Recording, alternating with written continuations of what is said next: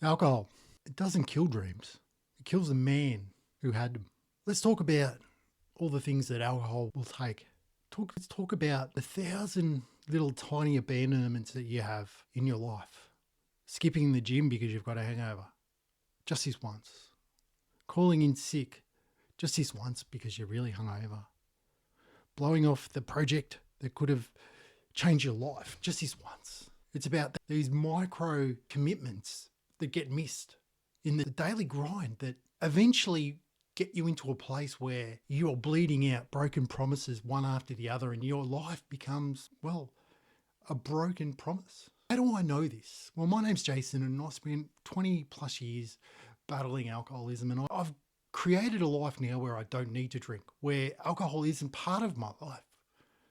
And I devote my time now to try and help other men who have struggled in that same thing so they don't have to go through their whole life with the slow decay of their life. And with alcohol, it doesn't crash. You don't wake up and your life's in the pooper straight away. What it does, your life slowly drifts down to the river, because one day you don't just wake up homeless. You wake up hollow.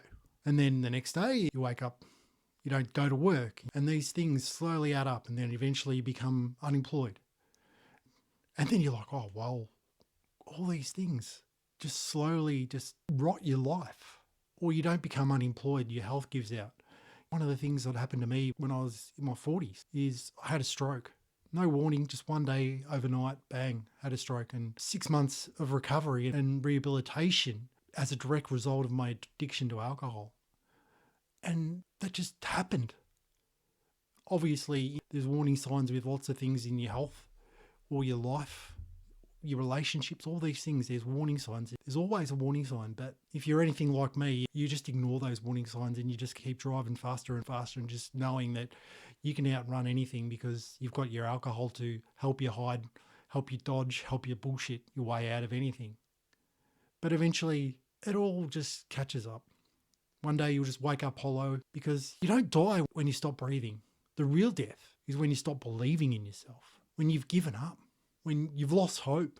And I tell you, from a man that's lived this life of probably hopelessness and just complete fucking shambles of giving my life over to the demon of alcohol. And alcohol in itself isn't bad or good. It's just a substance that we put into our bodies that slowly robs us of everything that we hold dear. Relationships, self-worth, our belief in ourselves, our health, and eventually our lives. But you can turn this shit around. And there's nothing set in stone where you go, I've done this and that's it and it's over. You can turn it around. No matter how far you go down this rabbit hole of alcohol addiction, there is always a way out. And that's why I created the Sober Switch. It's a system where we can switch our brain, because every man has a switch, has a choice. You can turn the switch on to go from dreaming to fighting to building your life, because alcohol flips that switch off. Because in life, there's 3 phases. You get buried with sleepwalking and just going through the motions, and then you're breaking, rage, feeling the shame, and then you can turn it around by resurrecting and standing the fuck up and fighting for your life again. And this is what we want. We want you to resurrect your life. We want you to go, well, I've gone this far, because you don't have to keep digging the hole. You don't have to keep fucking up your life because you've already fucked it up. And the truth is, nobody can turn your life around for you but you. Not a therapist, not a priest, not a wife, not a buddy. There's only one person that can flick this switch for you, and that's you. You need to make a decision whether or not you want to resurrect your life, whether you want to turn your life around, start to move your life in the right direction. People can help you. I can help you. I can show you the way. I can show you the switch. I can show you how to apply it with practical steps that you can take on a daily basis to get you into the momentum, to build that momentum into your life. That it happens. You've got to do it. But you do have a choice. You can keep going and keep getting what you want. You can keep waking up with your kid looking at you funny because you've done something weird the day before. You can wake up with your wife slowly giving up on you. You can scroll through Instagram and TikTok and all the rest, seeing men building their lives while you're fucking burning your life to the ground. You can be the funny drunk guy and be the fucking clown at your funeral. Think about it. When you were younger, did you used to inspire people? Did people look up to you? And now you apologise for who you've become? Did your family, did your wife apologise for things that you've said. That's not who you are. If you're a man and you're powerful and you've created a life, you have done things that have made you who you are today. But now it's time to do things to make you an even better version of yourself, which is putting down the drink and flicking the switch and making the choice to be sober. Because you're not the guy from the good old days, the glory days. You don't have to live back there. The glory days are still ahead of you, because your old trophies and your old achievements aren't going to get you through. They're a tombstone for who you were. And you don't want to be the almost man that almost could have done it. The song, I Could Have Been a Contender. Well, you could have almost been a contender, but now you can contend for your life. You can step up and you can step into the man that you are, because you're not recreating a man, you're resurrecting a man. The man is in you. You've just got to wake him the fuck up.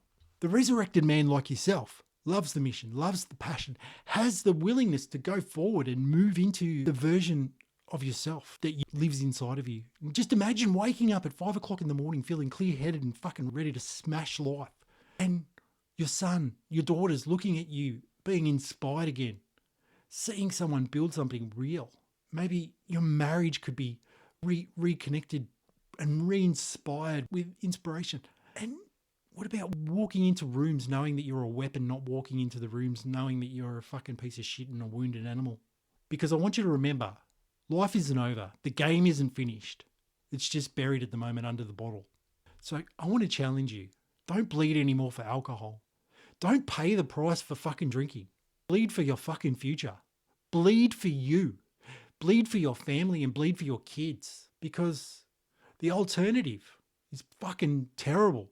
I ask you, as a man, as a friend and as a mentor, flip the switch and choose life, because there is no other way. If you don't choose life, you'll get death.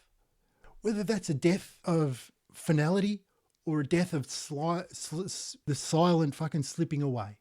I don't know which is worse. And I want to ask you to think about this. Dreams don't die, men do. And I want you to choose who you're going to be. Kickthepiss.com.